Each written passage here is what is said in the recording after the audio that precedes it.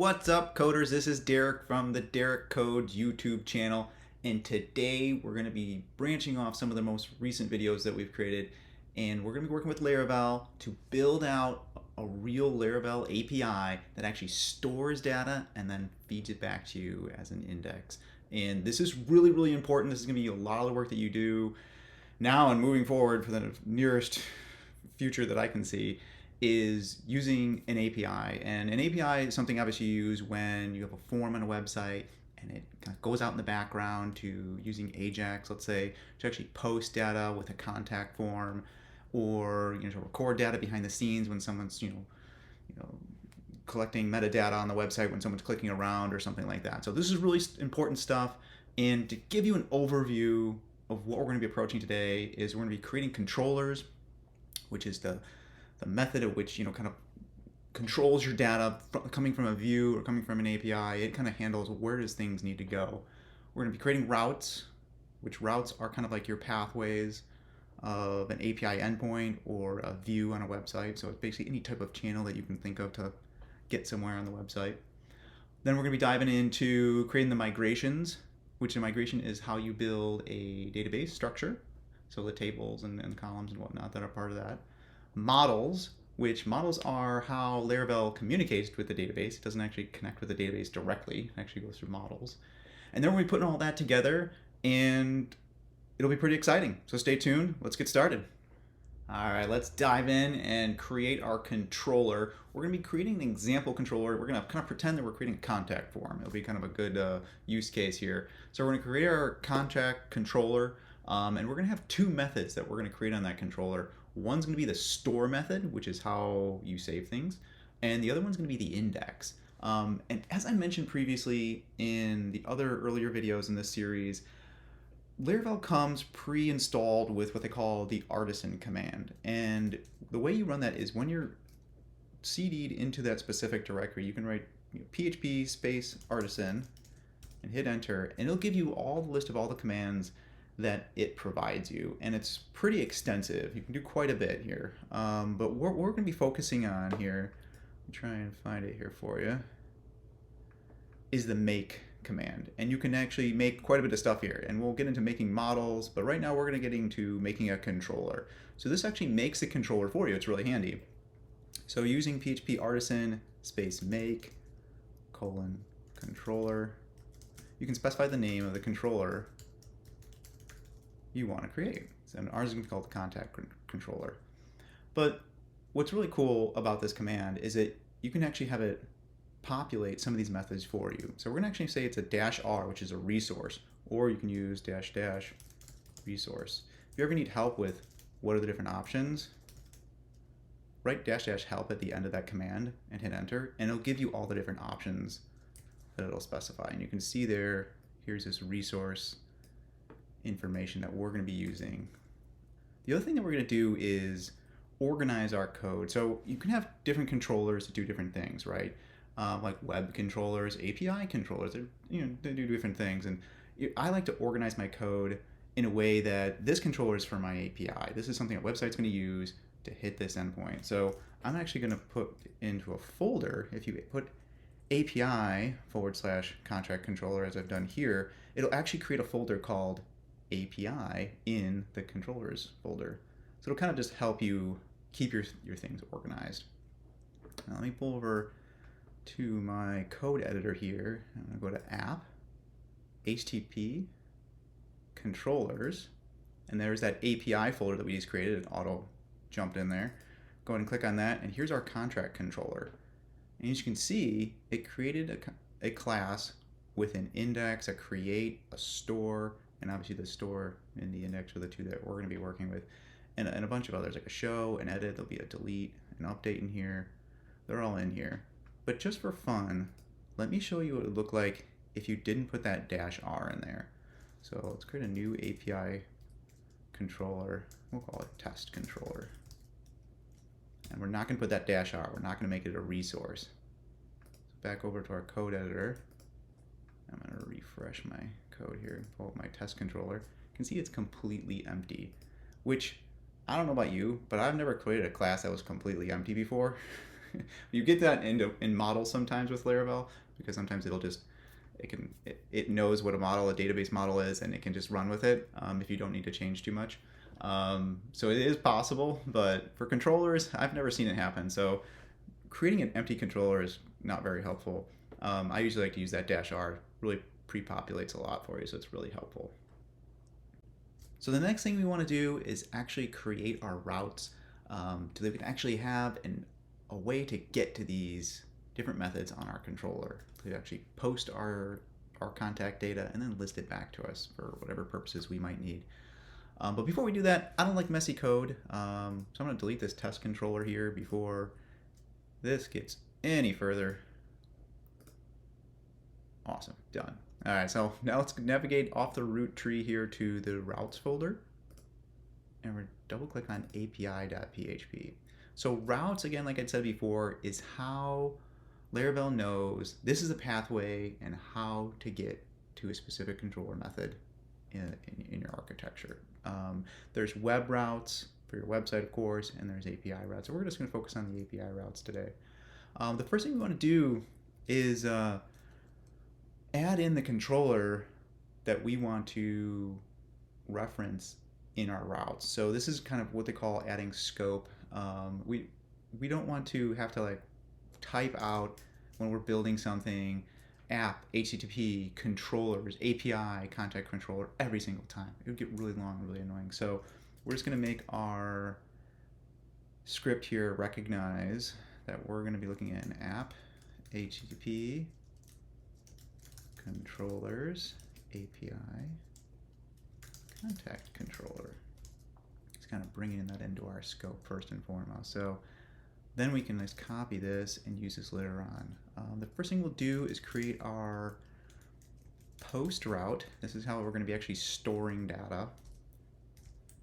And we're going to call it contact. And anything you put in this API routes file will be prefaced by API. So if your website is derekcodes.io, it'll be /API/contact. So we're going to be posting that contact, and I'll show you that in just a second. Let me finish building this out here.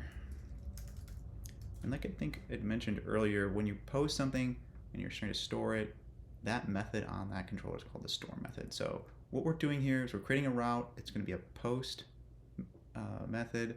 The name of the route is the contact, uses the contact controller, and it's going to use the store method. And we'll build, I'm just going to copy and paste this. You're going to be copy and pasting a lot in your coding career. So I'm going to copy that and make this the get method and change this method that it references on our contact controller as the index. So the only difference between these two reference the same path. One's post and one's a get. Very, very different. So same name, but it has a very different purpose. So what we can do now is actually pull up your favorite REST client to test this API. So I use an app called Insomnia.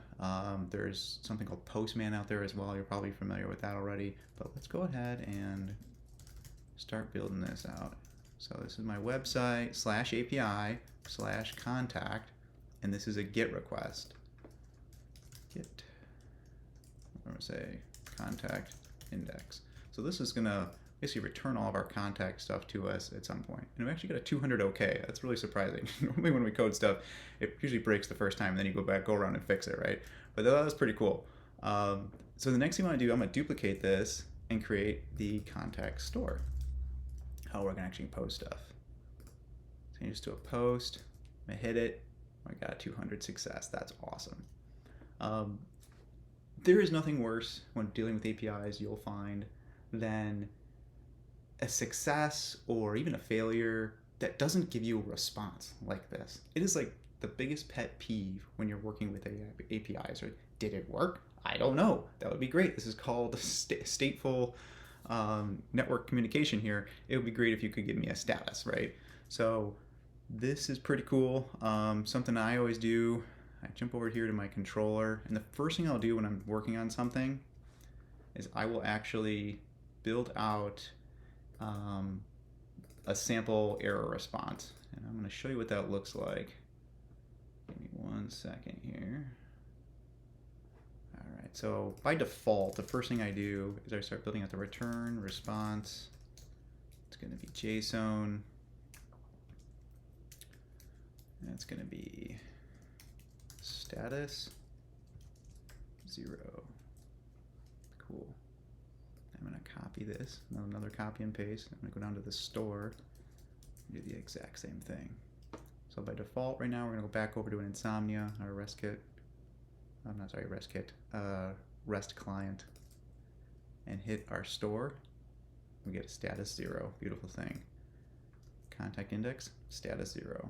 So it's giving us saying, hey, you got here okay, it's successful, but there wasn't anything for you.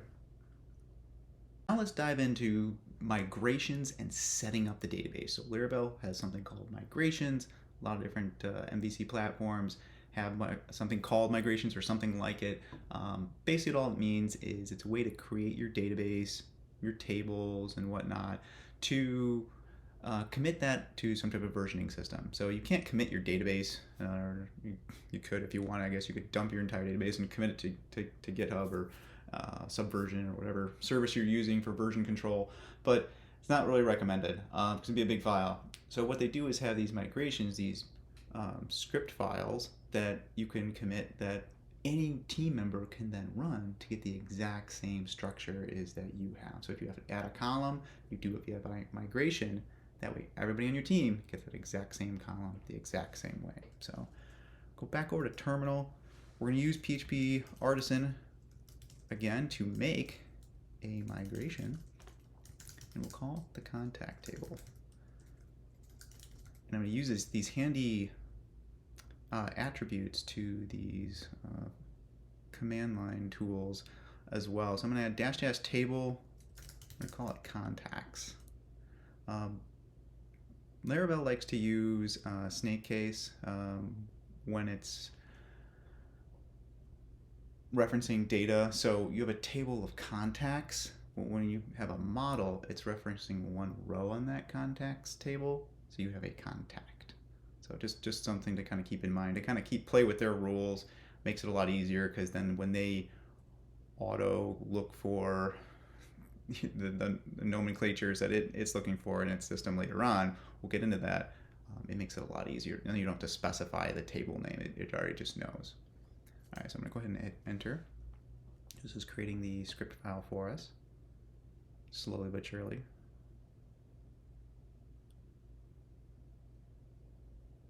While we wait, we'll go over to our code editor and go to the, close some of these folders. And go to database, and then migrations. And we'll refresh this to see if, there it is, awesome. Now there's going to be migrations already in there that we ran when we set up our project. It's creating some things like, as you can see here, the users table, passwords, failed jobs, and things like that, just to see the database to get it set up. But here is our migration to create our contacts table. This is how you edit a table. We're going to create a table. All right, it's going to have an ID, an auto increment primary key, right? Timestamps, always kind of handy. Anytime I don't add timestamps, or anytime you don't, you actually have to reference in the model that we don't have these timestamps or we get an error. But anytime I create a table and I don't add timestamps, I usually find myself 99% of the time coming back and actually writing migration to add timestamps. Just food for thought. So I would, from now on, I'm just going to be adding it as normal.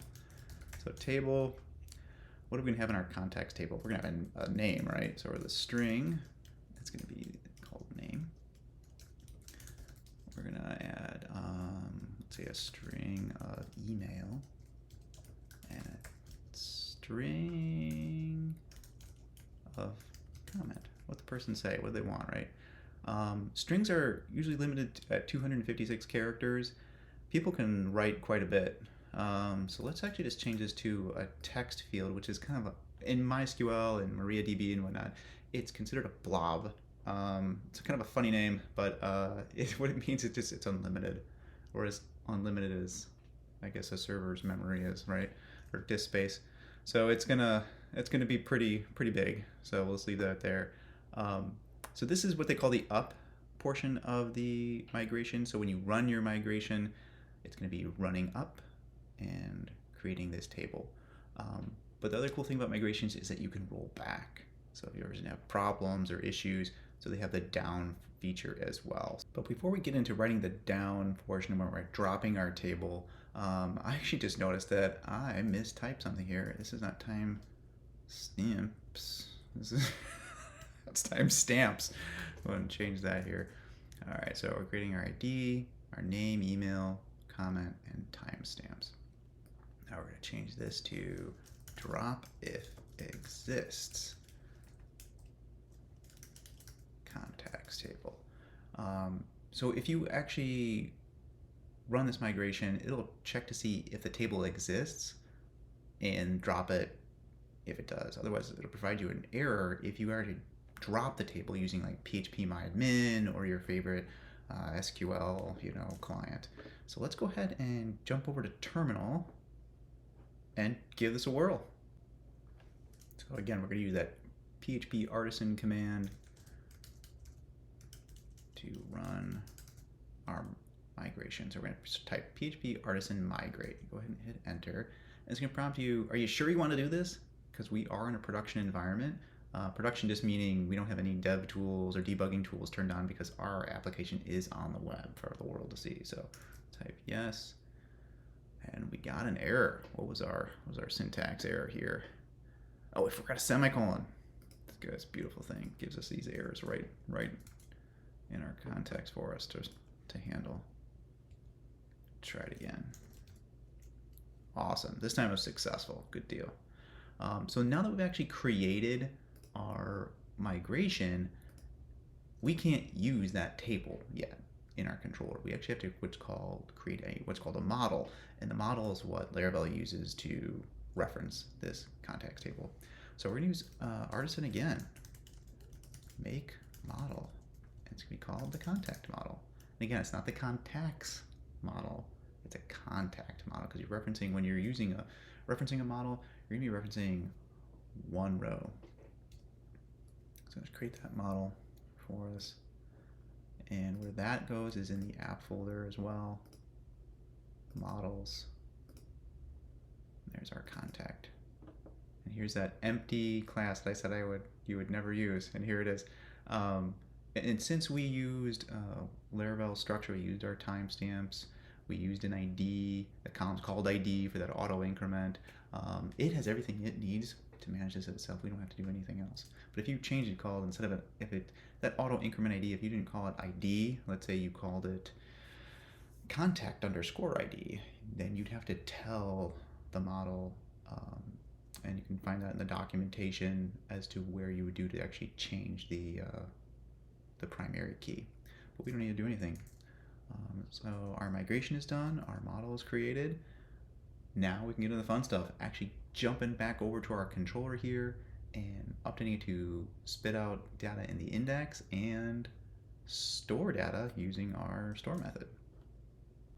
All right, before we can list any data back in our API for us to use out there in the world, we're gonna have to store something, right? So let's jump into our store method here.